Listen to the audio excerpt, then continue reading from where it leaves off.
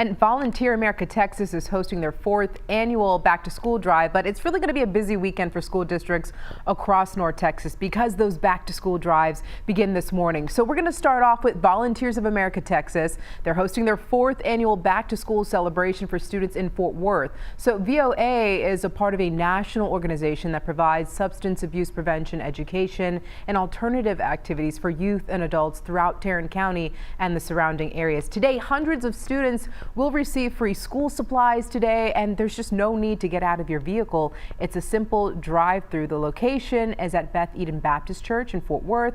That's going to start at 10 o'clock this morning until 2 in the afternoon. In Dallas, Marsalis Avenue Church of Christ is also hosting a drive-through back to school drive. Now that starts at 9 o'clock this morning and will go until the supplies run out. No registration is required, but children must be in the vehicle, parents as well. One backpack will be allotted per child, so the limit is 4 kids per family, and you must be wearing your mask as you are in that vehicle to receive the supplies. All right, so let's get to Mansfield ISD. Their back to school bash will look a little different this year, of course. They're doing the same thing, a drive-through.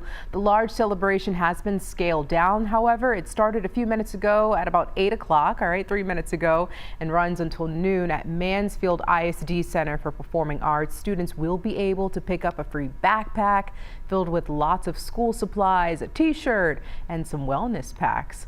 The Collin County NAACP is holding a Drive to Success event, and that starts this morning at 9 o'clock until noon at the McKinney ISD Stadium on Hardin Street. Registration is required, and they'll be giving away all sorts of goodies, including PPE supplies, so that's good to know. And the Fort Worth-based Galderma is donating 1,200 backpacks filled with school supplies to Northwest ISD students. Now, this drive-through event will start at 10 o'clock this morning at Hatfield Elementary School on Texan Drive. No registration is allowed for this one as well. Speaking of school, today TCU is celebrating the class of 2020. Finally, their graduation celebration starts at 4 o'clock this evening on Facebook. It's going to be a virtual event. Like many universities across the country, TCU canceled its commencement ceremonies for spring 2020 and August 2020 graduates because of the pandemic. Like everything else, TCU faculty, they created a really awesome video to show graduates and their colleges just how proud they are of them. And the chancellor hand signed up to 2,000 plus diplomas to keep up with the long-standing TCU tradition, which will be mailed to the spring graduates for the class of 2020. Once again, that virtual graduation will begin at 4 o'clock this afternoon on Facebook. Now, under Governor Greg Abbott's latest order, it's up to churches to police themselves. A popular televangelist in Fort Worth says it's a potentially dangerous recipe. Here's our Matt Howerton with that story. COVID-19! COVID-19! This is televangelist Kenneth Copeland. I blow the wind of God, on you. And he seems to be unafraid of COVID-19. And his ministry, well, it's not afraid to hold a 5-day evangelical convention in downtown Fort Worth. Hallelujah! As we fight the virus, drawing disappointment. Now is not the time to relax. From Tarrant County Judge Glenn Whitley. We have no authority whatsoever when it comes to a religious event. That event is the Southwest Believers Convention. Signs outside ask anyone to affirm that they don't have COVID-19 or symptoms before entering, and that they will wear a mask. I said, would that be the look of mischief? He said, that's the one. But in many services, it's hard to find any face coverings. Yeah, they may have come in the door wearing them, but they didn't keep them on very long.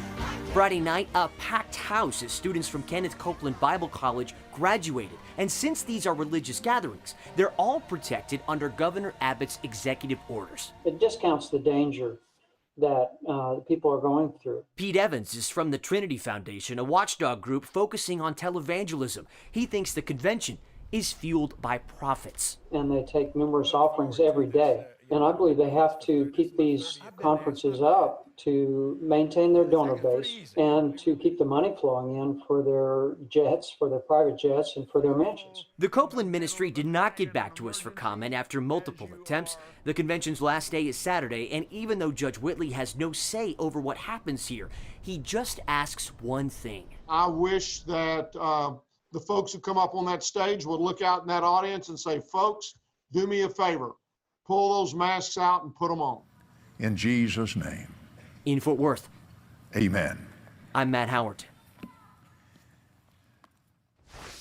The time right now is 8:07. It's time for your morning rush here. President Donald Trump has announced his plans for an executive order to extend economic relief after lawmakers were unable to reach an agreement on a new stimulus package. Now, the order would extend or include extending enhancement unemployment benefits and halting federal evictions, imposing a payroll tax holiday, and further spending, on federal student loan payments. Plans for an executive order comes a week after federal unemployment benefits expired. We'll have more details on this coming up at 8:30 here on Daybreak. Former Dallas police officer Amber Geiger appealed her murder conviction. Her attorneys argue that because Geiger believed she was in her own apartment when she fatally shot Botham Jean, she was acting in self-defense. Botham Jean's family issued a statement expressing their disappointment on hearing of Geiger's appeal.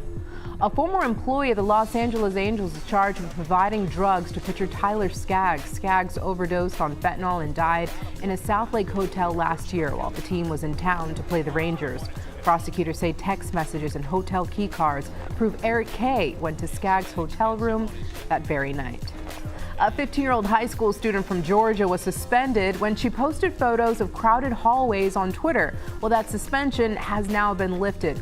The photos were cited in several news reports, quickly symbolizing a chaotic first week back in U.S. classrooms. The district superintendent, well, he sent a letter home to parents that says the photo does not look good and said wearing masks in school could not be mandated.